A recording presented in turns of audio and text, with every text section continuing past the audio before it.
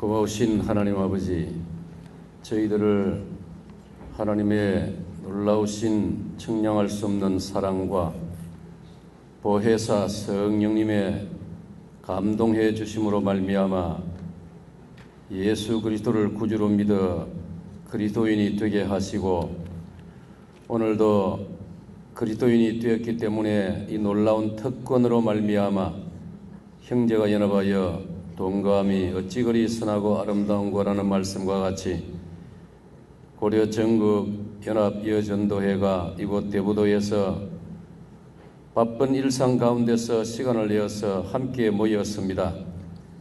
너희는 말세가 가까움을 볼수록 모이기를 피하지 말고 모이기를 더욱 힘쓰라고 말씀하셨습니다. 하나님, 우리가 모였사오니 하늘문을 여시고 하늘의 은혜를 내려 주시옵소서. 주님의 보좌 앞에 귀한 예물을 봉헌하오니 향기로운 제물로 흠향하여 주시옵소서. 믿음으로 감사함으로 드리는 저들의 손길과 심령 속에 가정 위에 섬기는 교회의 하늘의 평강으로 충만케 하여 주시옵소서. 성령님을 의지합니다. 오늘 이 자리에 우리 각인의 심령에 임하여 주시옵소서.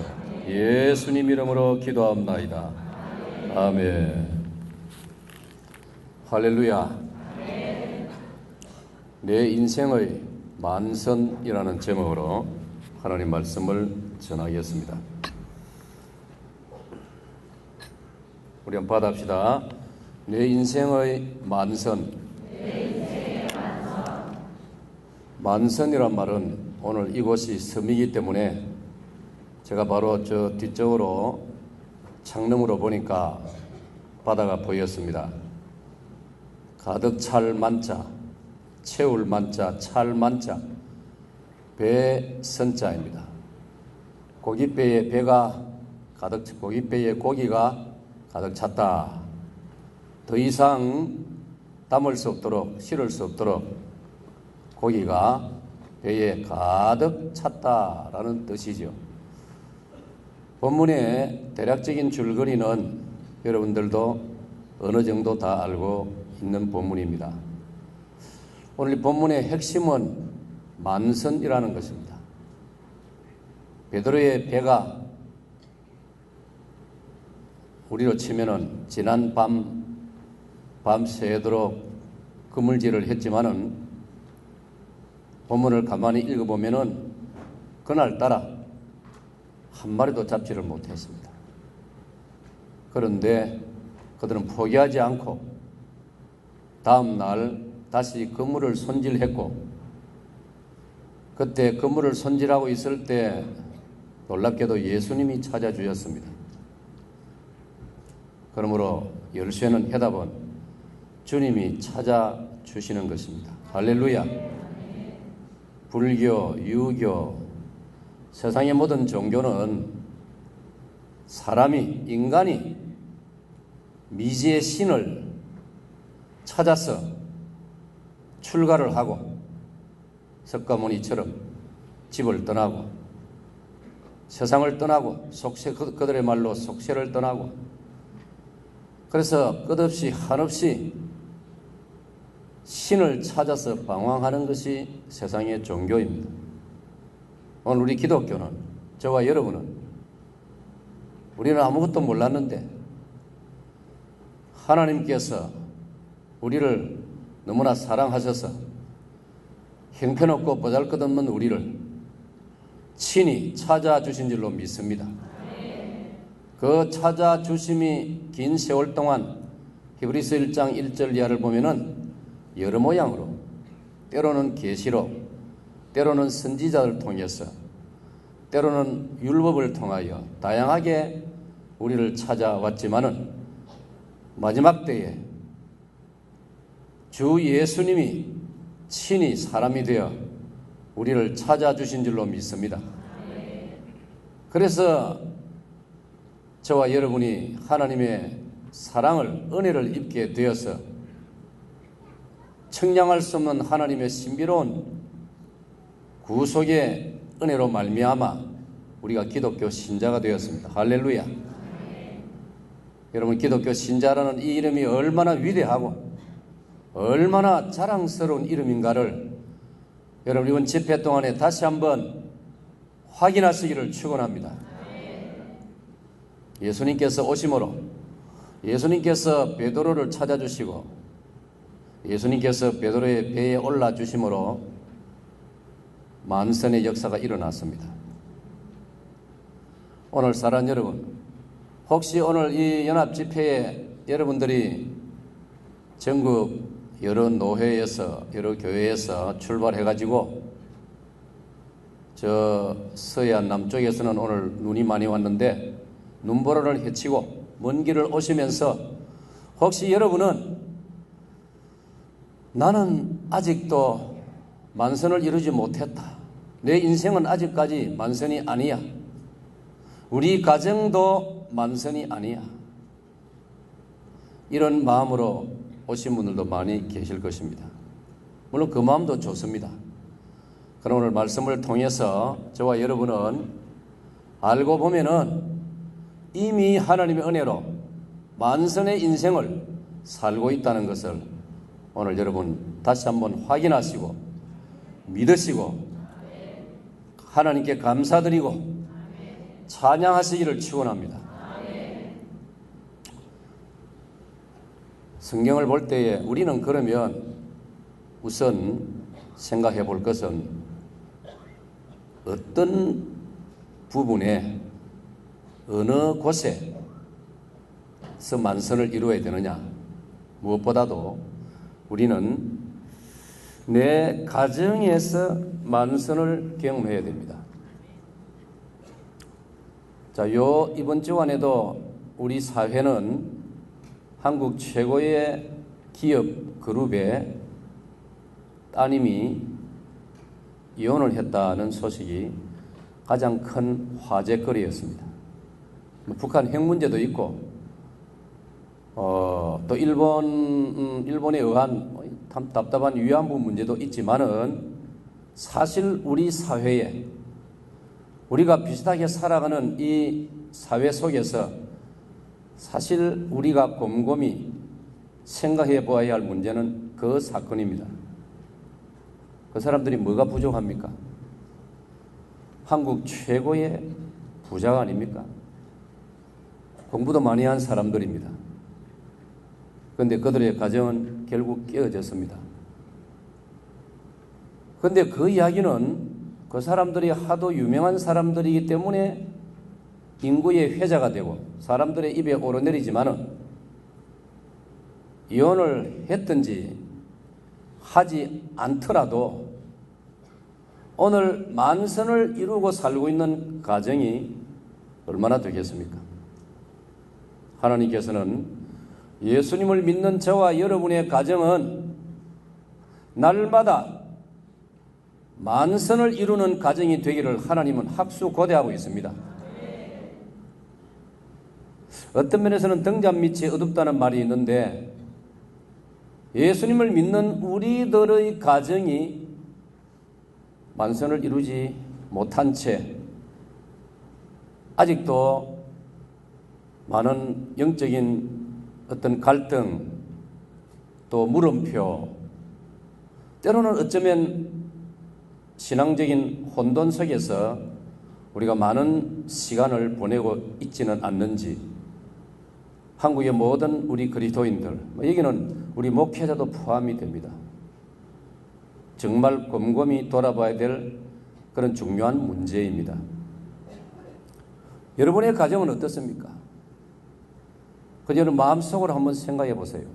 제가 질문을 던질 때 여러분의 가정은 지금 만선을 이룬 가정입니까? 어떻습니까? 목사님, 아무리 생각해도 우리 가정은 절반쯤 채워지는지 모르겠습니다.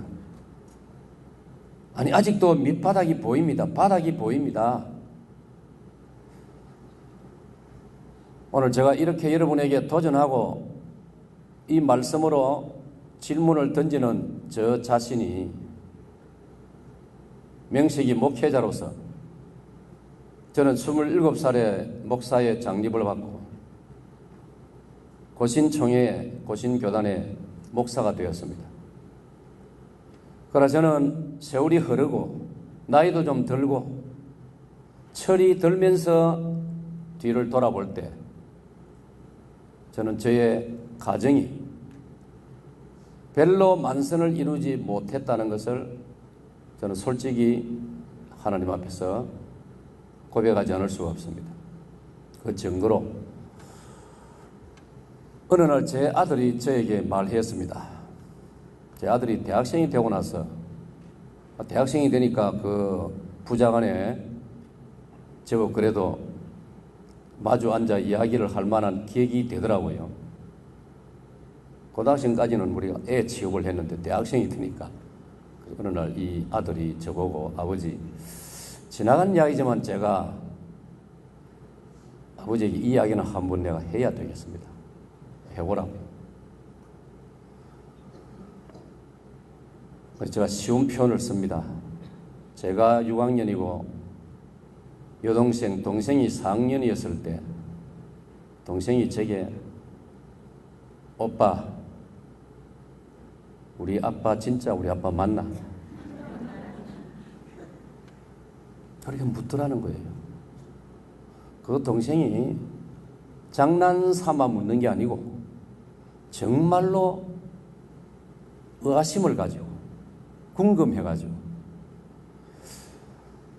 왜냐하면 그 딸아이들은 4, 5, 6학년 그럴 때 아주 친구를 좋아하고 친구 집을 아주 빈번하게 드나들고 친구 집에서 저녁 먹고 오는 경우도 많고 그렇지 않습니까? 아마 내 딸아이는 자기 친구 집의 아빠들을 보면서 자기 아빠가 비교가 된 거지요. 뭔가 차이가 많다는 것, 뭔가 다른 점이 많다는 것. 자기 친구 아빠들만큼 자상하지도 않고 따뜻하지도 않고 관심을 많이 기울이지도 않는 아빠의 모습을 어릴 때부터 4학년 될 때까지 지켜보고 겪으면서 어느 날 그래도 자기 마음을, 심경을 말할 수 있는 오빠에게 그렇게 질문했다는 것입니다. 세월이 흘러서 제가 그 아들의 그 전해주는 말에 어떤 반응을 제가 보였는지 정확히 기억은 되지 않습니다. 그때만 해도 제가 그 말을 들었을 때 별로 감동받지 못했고 별로 진지하게 받아들이지를 않았습니다. 그런데 제가 나이 60이 넘어가면서 이상하게 그때 그 아이가 해주던 말이 왜 새삼스럽게 생각이 많이 나고 저를 많이 돌아보게 하는지 모릅니다. 그 다음 제 아들의 이야기입니다. 제 아들이 고등학교 1학년 때 어느 날 아이가 학교를 가고 난 다음에 제가 아들 방에 들어갔습니다. 고등학교 1학년 때입니다. 아들 방에 가니 지 책상 위 벽에 큰 포스터 사진이 걸려 있는데 부착되어 있는데 머리는 산발이고 여기저기 구멍이 숭숭 난 청바지를 입은 우통을 제대로 입지도 않고 소매 없는 러닝을 입은 녀석이 기타를 들고 머리를 뒤로 젖히고 락 뮤직을 노래 부르는 그 사진이었어요. 그 바탕 화면도 시커멓게 해가지고 그 그림의 바탕이, 사진의 바탕이. 저는 그 순간에 이럴 수가 있느냐? 고신 목사의 아들 방에 성경 구절이 붙어 있지 않고 이런 얄라구진 정신 나간 놈, 이 무슨 록 음악을 하는 이런 놈의 사진을 여기에 붙여놨다니 제가 흥분을 했습니다. 아들도 없는 방에서. 그래가지고 그 다음 제가 어떻게 했는지 아십니까? 제 손으로 그 포스터를 확 잡아가지고 낙구채가지고 확 뜯어내 버렸습니다. 그리고 쓰레기통에, 휴지통에 집어넣어 버렸습니다. 고신 목사답지요. 이게 저 어릴 때부터 제가 나름대로 이해하고 해석한 고신신앙이고 이게 고려파 목사는 이래 돼야 된다는 겁니다. 그게 제 소신이었어요. 그런데 그 사이에 집사람이 옆에 와서 봤어요. 그리고 정색을 하고 저에게 이렇게 말했습니다. 아, 여러분, 목사 아니라고 해서 목사와 같지 않더라고요. 정색을 하고 저에게 항의를 하더라고요. 아무리 그렇지만은, 아무리 아빠지만은 이렇게 하면 되느냐고.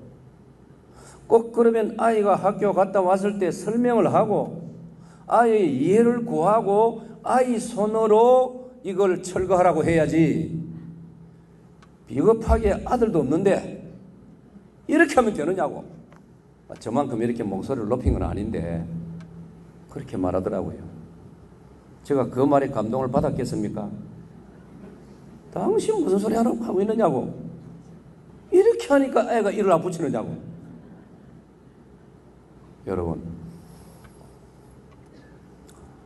이렇게 의사소통이 되지 않고 제가 일방적으로 독주하는 아버지, 남편, 그리고 목회자, 저는 그 시절에 그럼에도 불구하고 제가 마치 십자군 전쟁이나 치른 것처럼 아주 당당하게, 저는 거기에 대해서 조금도 거리낌이 없었고 제가 한 일이 잘못되었다고 꿈에도 생각하지 않았습니다.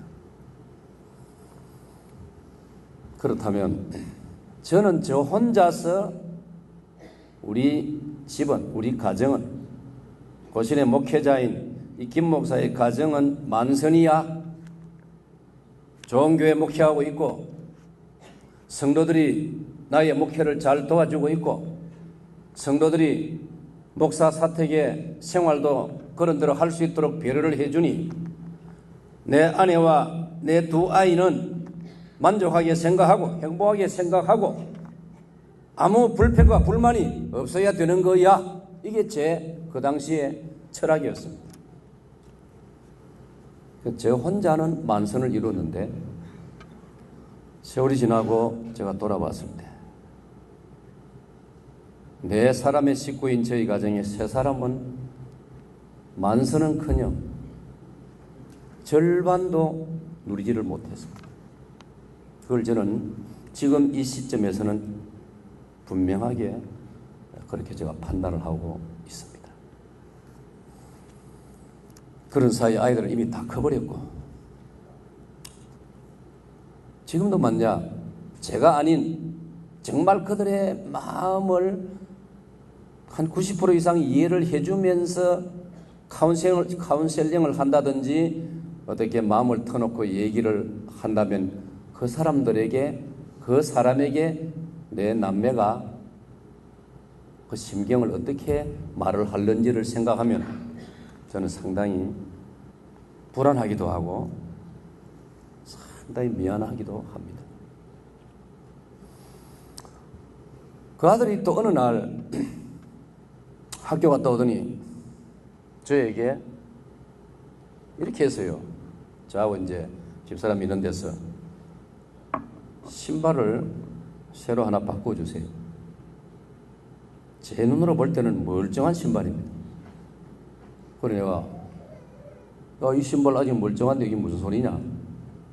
아버지, 창피해서 못 신고 다니겠습니다. 야, 이 사람아, 멀쩡한 신발인데 창피하다니. 아버지, 이거는 메이크 신발이 아니라고요. 그때 제 아들이 서울 대원외고를 다니고 있었습니다. 옛날에는 가난한 아이들이 공부를 잘했는데 요즘은 환경이 뒷받침해줘야 공부를 잘합니다. 그러니 거기에 아이들은 전부 서울 장안에 내놓으라 하는 집안의 자녀들이었습니다. 그러니까 최고급 신발을 신고 다니는데 내 아이는 지극히 평범한 보통 운동화를 신고 다니는 거예요. 그러니 아이가 다니다가 가만히 보니까 지 신발이 후질 정도가 아니고 창피하다 이렇게 생각한 거예요. 제가 제 아들에게 뭐라 했는지 압니까? 역시 옛날 이야기를 했습니다. 야야, 내가 학교 다닐 때는 신발이 귀해가지고 신발을 아버지가 하나 사주시면 사람들이 안 볼 때는 벗어서 들고 가다가 아끼려고, 닳지 말라고 저쪽에 사람이 나타나면 얼른 신고 이랬다. 야, 니 지금 호강에 받쳐가지고 무슨 소리 하느냐? 제가 이래 했습니다. 그러니 그 아이가 지 나름대로 철이 들고 아버지를 이해할 때까지 그 아이가 가정에서 아버지를 쳐다볼 때 행복했겠습니까? 자기 인생의 만선이 되었겠습니까? 저는 그걸 많이 생각을 해봅니다. 제가 지가 원하는 신발을 사주지 않았기 때문에 제가 미안하게 생각하고 마음을 좀 아프게 생각하는 게 아니고, 그 아들에게 그 아들이 알아들을 수 있는 말로 대화를 하거나 진지하게 설명을 해 주려고 하지 않고 제 생각과 제 판단을 일방적으로 강요하고 선포했기 때문입니다. 사랑하는 여러분, 우리 믿는 사람은 또 어디서 우리가 만선을 이루어야 되느냐? 우리는 기독교 신자이기 때문에 우리가 외치는 구호가 뭡니까? 하나님 중심, 성경 중심, 그 다음 뭐지요? 교회 중심입니다. 오늘 사랑하는 여러분, 오늘 여기 이 자리에 함께 모였지만 여러분이 섬기는 교회는 그래도 다양합니다. 이제 우리 고신총회는 2000교회가 넘어섰습니다. 정말 이 시점에서 제가 바라는 것은, 아마 여기 우리 천안 목사님이나 우리 온 목사님도 마찬가지입니다. 명색이 총회장으로 총회를 교단을 섬기고 보니 전국 교회를 과거보다도 그 직분을 맡기 전보다도 전국 교회를 더 생각하게 되고 정말 더 위하고 싶어지는 그런, 그게 제가 얻은 소득 중에 하나입니다. 그러면 오늘 여러분들이 몇몇 노회로부터 또 다양한 여러분들의 교회로부터 오늘 여기에 모여 오셔가지고 지금은 한 자리에 앉아 계시는데, 여러분, 여러분의 각기 소속된 교회에서 행복하게 신앙생활을 하고 계십니까? 행복하게 신앙생활을 하셔야 됩니다. 저는 요즘 기회가 있으면은, 이제는 세월이 흘러가지고 제 선배는 몇 사람은 없습니다. 제가 신학대학원 30회이기 때문에 아마 오늘 이 자리에 목사님들 중에 30회는 한 분도 안 계시는 줄로 압니다. 제가 아주 빠릅니다. 저는 요즘 기회만 있으면 특별히 동력자를 만나거나 후배들을 만나거나 그런 어떤 모임이나 자리가 있으면 제가 요즘은 정말 간절한 마음으로 하는 말이 있습니다.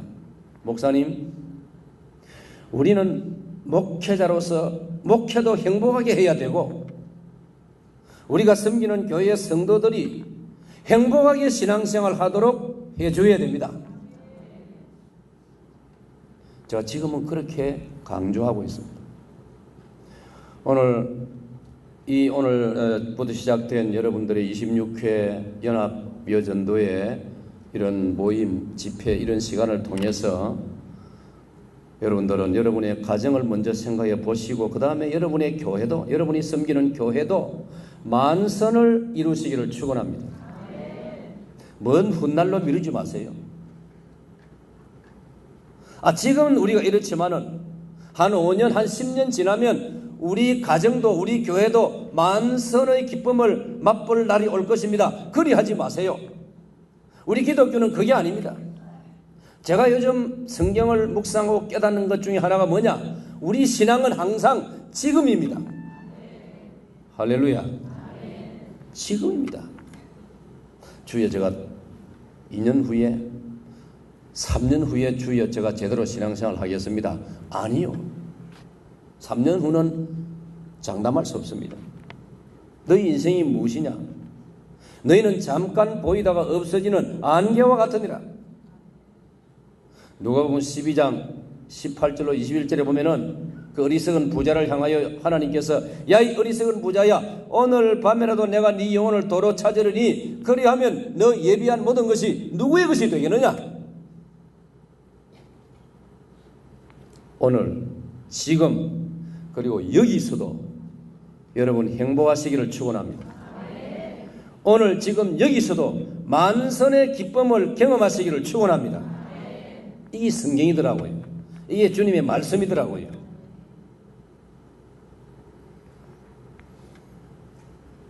저는 교회에 대해서 이 만선을 적용할 때에 사람이 하나님 주신 본성이 있지 않습니까? 타고난 성품이 있지 않습니까? 타고난 기질, 성품, 타고난 자기 나름대로의 어떤 그런 특징이 있지 않습니까?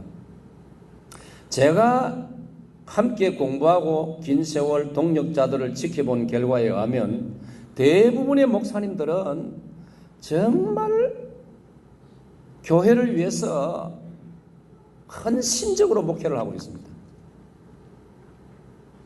제가 지켜본 바로 그 교회 안에 목회자보다도 재정적으로 능력이 많은 월등한 성도들이 많이 있음에도 불구하고 대부분의 교회를 보면은 담임 목회자가 물질적인 헌신 면에서도 가장 앞섭니다. 가장 앞선 그룹에 속합니다. 또 당연히 그래 돼야 됩니다. 그래서 저도 제 나름대로 막 부교육자 시절에 놓아두고라도 담임 목사로 지금까지 살아온 세월 동안에 정말 목회를 열정적으로 열심히 했다라고 저는 누가 물으면 그 소신은 제가 가지고 있습니다. 그러면 과연 성도들이 행복했느냐라고 물을 때 제가 물어보지도 않았고 무슨 설문조사를 해보지도 않았지만은 제 자신을 돌아볼 때 저는 모범적인 목회를 하려고 몸부림쳤고 모범적인 목회를 했다라고 하고 있다라고 주변의 사람들이 그렇게 인정은 해주지만은 저는 저의 목회가 제 자신을 두고 볼 때에 하나님의 은혜에 의해서 전적으로 목회하기보다는 저의 어떤 의지 또 조금 어려운 말로 말하면 나 자신의 의, 내가 수고하고 내가 노력하고 내가 땀 흘리고 내가 온갖 열정을 다해서 목회를 하고 있다. 여러분 그것도 상당히 괜찮지 않습니까? 그렇지도 않은 경우를 생각하면 그 정도면 괜찮습니다. 그러나 이 역시 제가 성경 말씀을 새롭게 발견하고 또 긴 세월을 지나면서 혹은 시행착오도 겪으면서 산전수전을 겪으면서 돌아볼 때 제가 제 자신의 목회가 만선이었다라고 자신 있게 말할 수 없다는 것을 제가 느끼고 있습니다.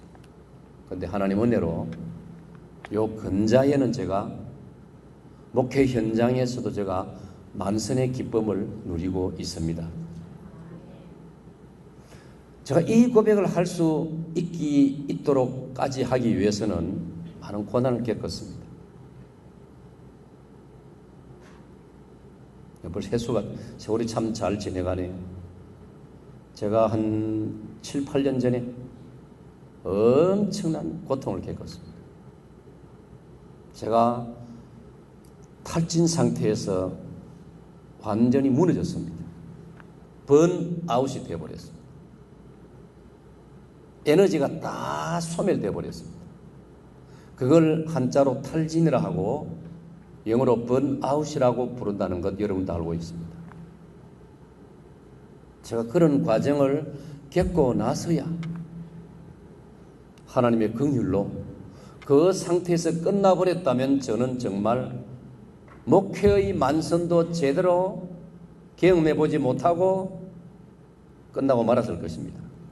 하나님의 긍휼로 말미암아 가망이 없던 저를 하나님께서 다시 손 잡아주셔서 열왕기상 19장 4절에 하나님께서 쓰러진 엘리야의 얼굴을 만져주시듯이 하나님이 저를 한 번 더 손을 잡아주심으로 제가 일어났고 회복되었고 그리고 총회를 섬기는 일까지 할 수 있었고 또 하나님의 놀라운 축복으로 오늘 이 자리에 계신 여러분하고 여기 우리 전함 목사님이나 또 우리 서기 이승용 목사님이나 여러 우리 참 동력자들을 만나면서 40년 만에 통합이 이루어지는 이 일에까지 제가 수정될 수 있어요. 제가 그 깊은 사망의 엄침한 골짜기를 통과하고 나서야 비로소 목회 현장에서 오늘 누가복음 5장이 말하고 있는 목회의 만선을 깨닫게 되었고 이제 조금씩 누리고 있습니다. 할렐루야.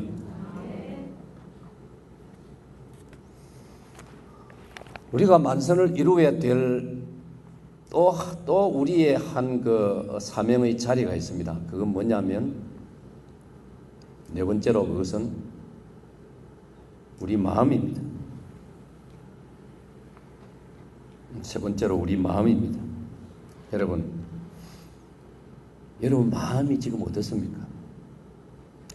우리가 다 아담의 후손이기 때문에 너무나 다 비슷합니다. 큰 의인도 없고 큰 죄인도 없습니다. 이걸 우리가 가끔씩은 놓치고 있습니다. 그런데 이걸 놓쳐서는 안 됩니다. 큰 의인도 없고 큰 죄인도 없습니다. 아담의 후손들이기 때문입니다. 그래서 여간해가지고는 각자 자기 마음속에서 진정한 하나님이 우리에게 말씀하시는 이 만선의 기쁨을 유지한다는 게 쉽지가 않습니다. 저는 성경을 읽으면서 복음서에서도 그렇고 바울 서신으로 넘어가면 더 그러는데 시종일관 끊임없이 강조되는 것이 뭐냐? 기뻐하라는 것입니다. 우리가 그런 노래를 한때 많이 불렀지 않습니까? 기뻐하라 내 영혼아 기뻐하라 내 영혼아 다 같이 내 속에 있는 것들아 다 기뻐하라. 그런데 여러분 하루를 살면서 기뻐하는 순간이 어느 정도입니까, 여러분? 저는 타고나기로 얼굴이 좀 상당히 경색되는 얼굴이 좀 딱딱한 인상입니다. 오늘 제가 집사람하고 오면서 열차 안에서 제가 여러분 만나기 위해서 인상 연습을 많이 했어요. 혼자서 이렇게 다보고 저 상당히 엄격한 얼굴이에요. 그래서 사진을 찍거나 강단에 올라가거나 할 때 좀 이렇게 부담 없이 말해 줄 수 있는 분들이 목사님 인상 페이스 이런 이야기 제가 많이 들었습니다. 제가 강도사 고시를 치를 때 설교 시험이 있거든요. 설교를 열심히 했습니다. 다 치르고 나서 마지막에 총회 신학부 의원들 그때 우리가 강도사 신대원세 졸업하고 나서니까 그 총회 신학부 목사님 하면 얼마나 높이 보입니까? 그런데 제 차례가 돼서 목사님이 고시의원 목사님 넣어서 평가를 하시는데 그 김철봉 전도사는 설교를 박력있게 하고 잘하는 건 좋은데 인상 좀 펴시오. 제가 잊혀지지 않습니까? 근데 가만히 보니까요, 나를 평가하는 그 목사님 진짜 인상이 날카롭더라고요. 자기가 날카로우니까 그게 눈에 들어오는 모양이라요.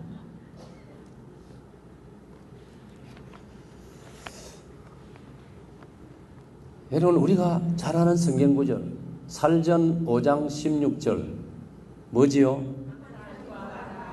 Rejoice always. 항상 기뻐하라. 다 같이 시작. 그런데 여러분, 저도 그렇고 여러분 항상 기뻐하십니까? 어째 그리 잘합니까? 아멘 하신 분, 부부는 이 지구상에서 가장 훌륭한 아내를 데리고 살고 있습니다. 아이고, 항상 기뻐한다는 말은요 24시간 기뻐한다는 말이에요. 빌립보 4장 4절에 보면은 주 안에서 기뻐하라. 내가 다시 말하노니 기뻐하라. 할렐루야. 여러분, 성경에 나중에 혹 좀 기억을 하셨다고 관심 있는 분들 구약성경 놓아두고 신약 성경만 가지고 마태복음 1장부터 시작 요한계시록 20장 21절까지 쭉 가면서 기쁨이라는 단어, 기쁨과 유사한 단어, 즐거움 뭐 이런 거, 희락, 한자로 희락도 기쁨 아닙니까? 기쁨과 같은 뜻을 가진 유사 단어들을 명사든 형용사든 동사든 다 한번 체크해 보세요. 성경 한 것만 버릴 요랑하고 막 무슨 눈에 확 들어오는 그런 어떤 형광펜을 가지고 막 줄 꺼가면서 한번 찾아보세요. 엄청날 것입니다, 여러분. 하나님께서는 저와 여러분이 각자 자기 마음 속에서 하나님으로 인하여 만선의 기쁨을 순간순간 누리기를 기뻐하신다는 걸 믿으시기를 바랍니다.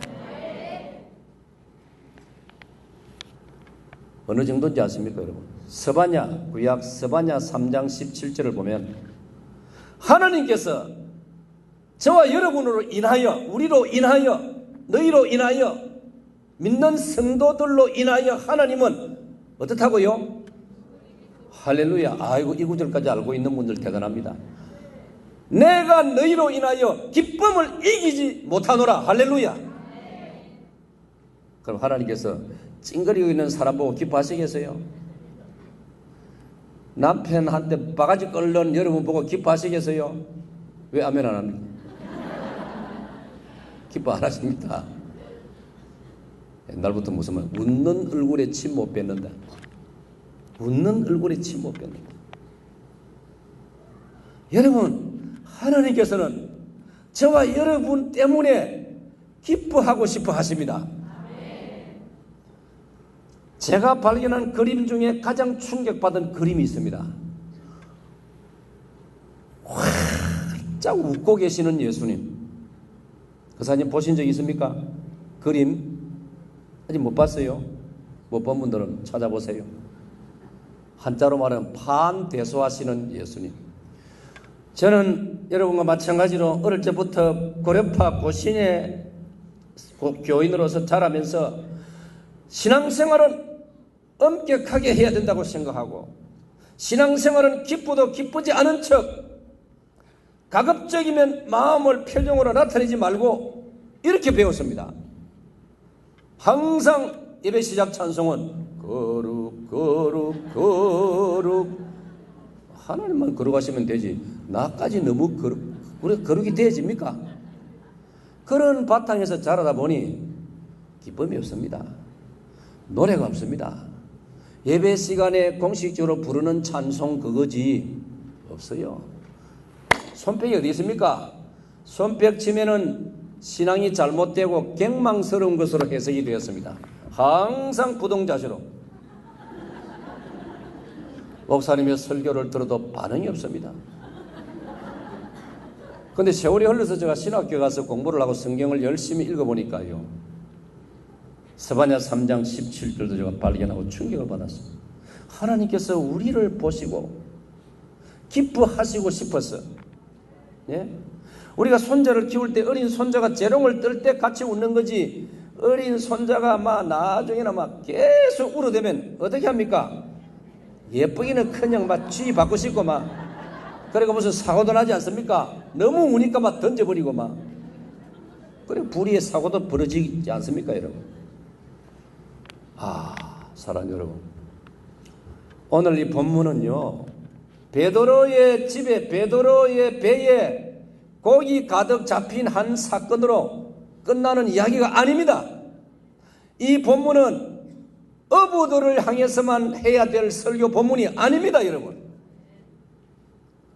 이 본문은 역시 우리 모두에 해당되는 메시지를 주고 있는 것입니다.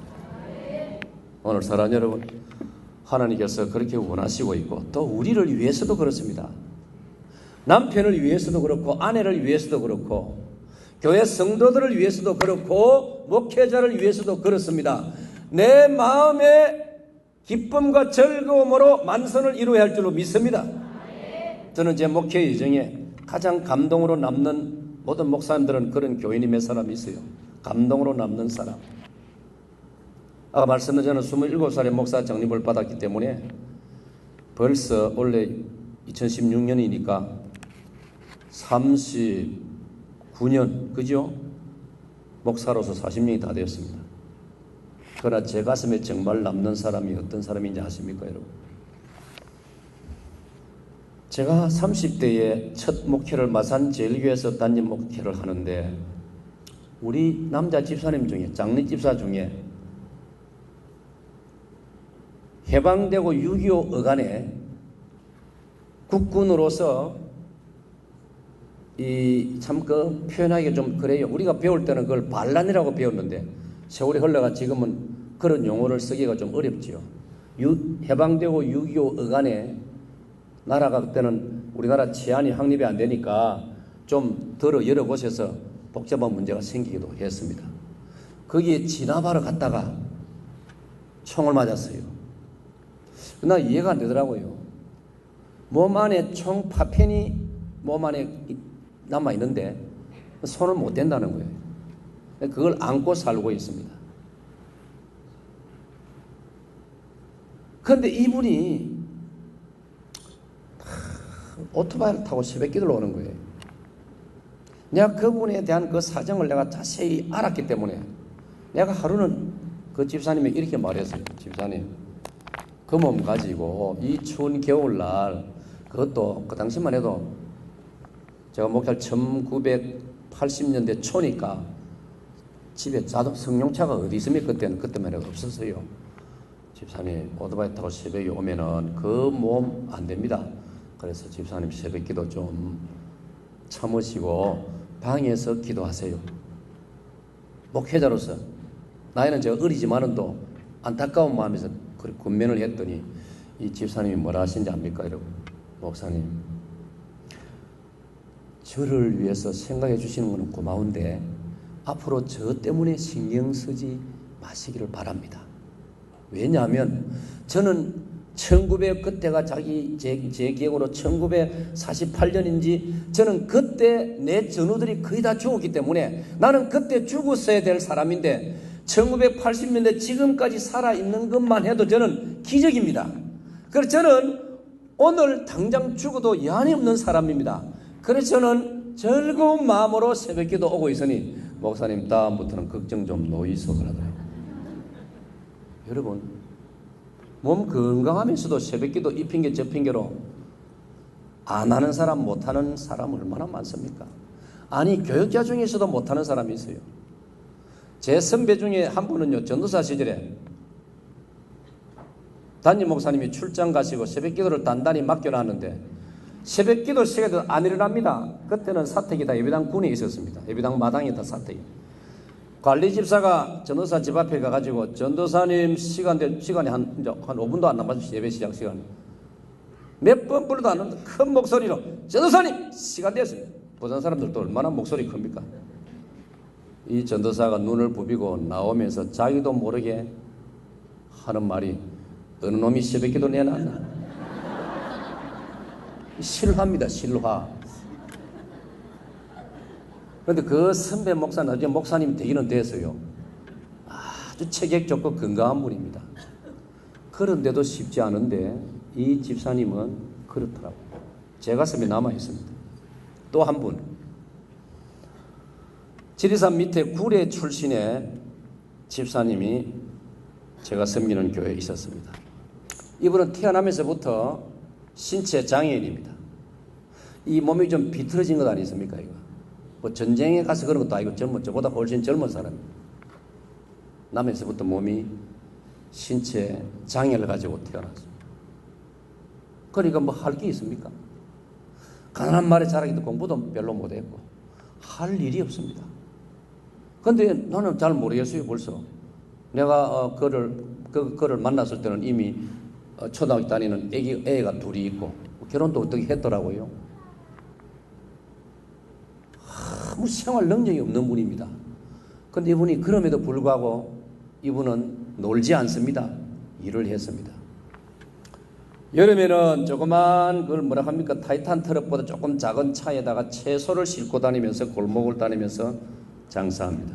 겨울이 되면 학교 앞에서 붕어빵을 팔아서 아이들에게 팔고 장사합니다. 참 목회자가 그런 교인을 보면 마음이 애잔해집니다. 그래서 제가 한 번은 단둘이 만났을 때 예배당에서 이제 하여튼 물었습니다. 집사님, 그 몸 가지고 힘들어서 어떻게 하지요?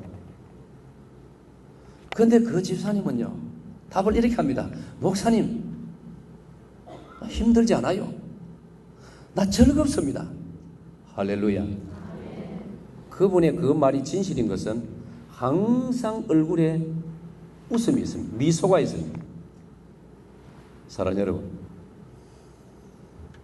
억만금을 쌓아 놓으면서도 대단한 학벌을 가지고 있으면서도 사회적으로 여러모로 여성으로서 미모를 자랑하고 남자로서 건강미를 자랑하면서도 그 마음속에 자신이 하나님 앞에서 아니면 이 세상에서 만선은커녕 매일 불평과 불만 속에서 사는 사람이 얼마나 많습니까?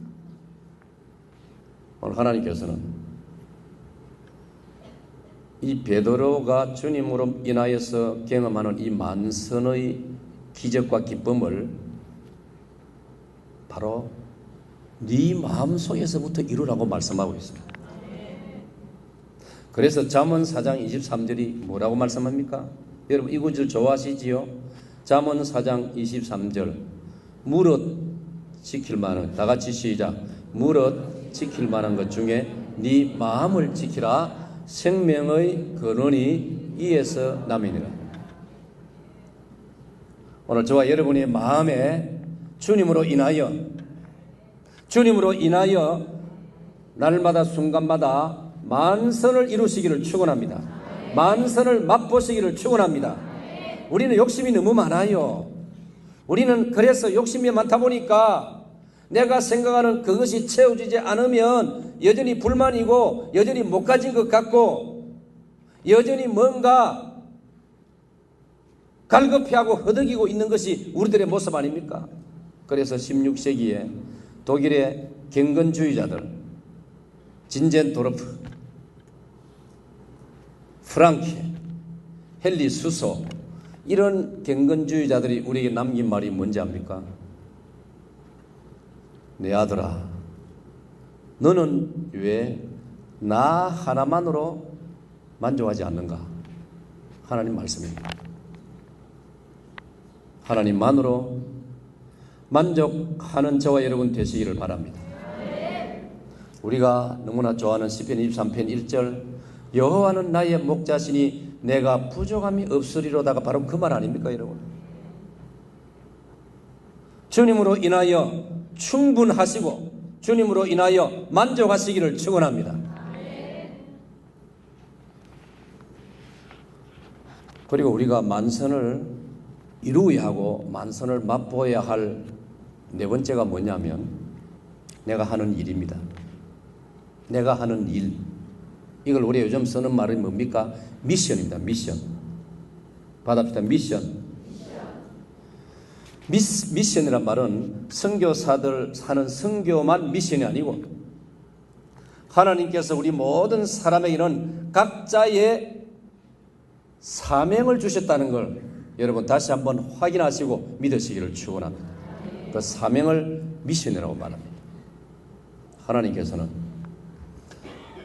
내가 하는 일, 하나님이 내게 맡겨주신 일, 여기에서 만선을 누리고 만선을 맛보면서 일하고 살아가라고 말씀하십니다.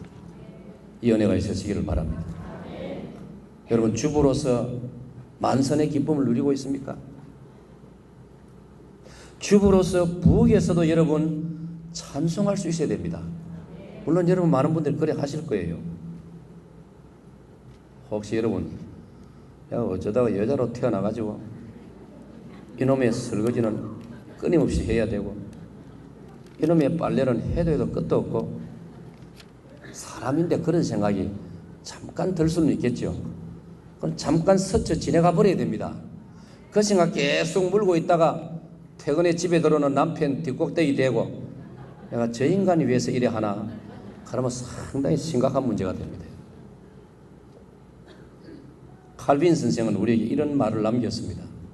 칼빈 선생께서는 죄가 아닌 모든 일은 거룩한 일이다. 할렐루야.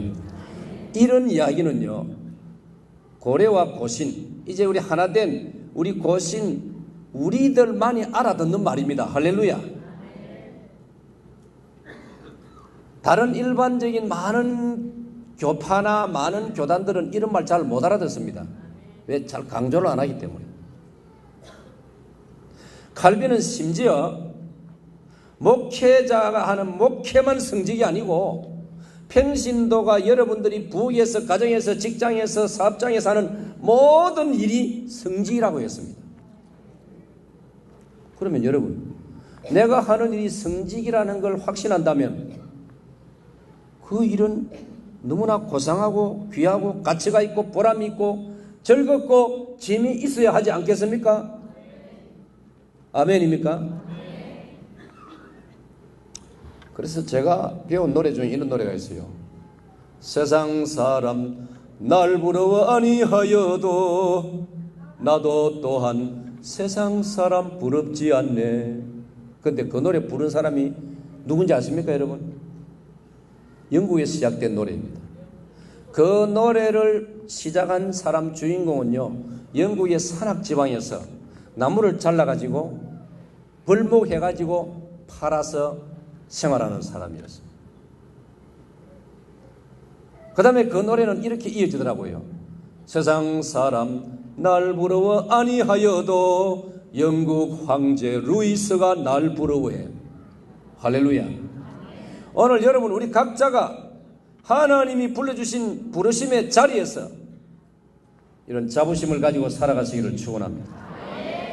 아까 제가 말씀드린 그 신체가 장애를 가진 그 성이 박씨입니다. 그 박 집사님처럼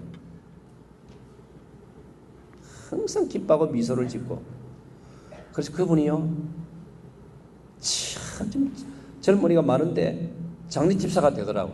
얼마나 성도들로부터 사랑을 받고 신뢰를 받았습니다. 장례 집사 되는 게 중요하니고 나는 그 사람을 잊을 수가 없습니다. 늘 그분이 가슴에 떠오릅니다.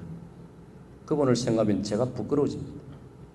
그리고 몸에 파편을 지니고도 추운 겨울에도 새벽 기도를 놓치지 않는 그분은 성이 양씨인데 그 양집사님의 모습이 늘 저를 이따금씩 감동시키고 저를 다시 정신을 차리게 해줍니다.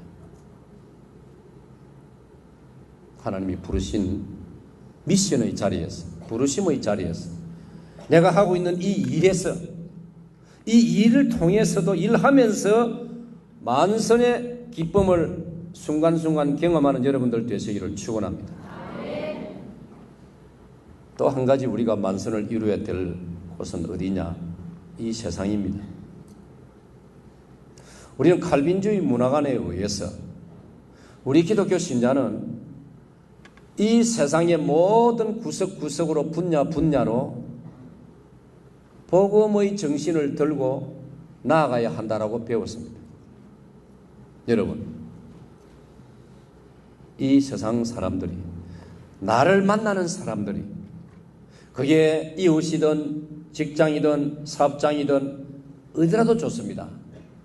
나를 만나는 사람들이 나로 인하여 그들도 인생의 기쁨을 발견하고 같이 기쁨을 누릴 수 있도록 해줘야 됩니다. 그래야 내 인생이 진정한 만선을 이룬 것입니다. 오늘 본문에서 뭐라 했습니까? 베드로 자기 배만 만선을 이루었습니까? 자기 배 만선을 이루었다고 베드로는 콧노래를 부르면서 기다리는 가족에게로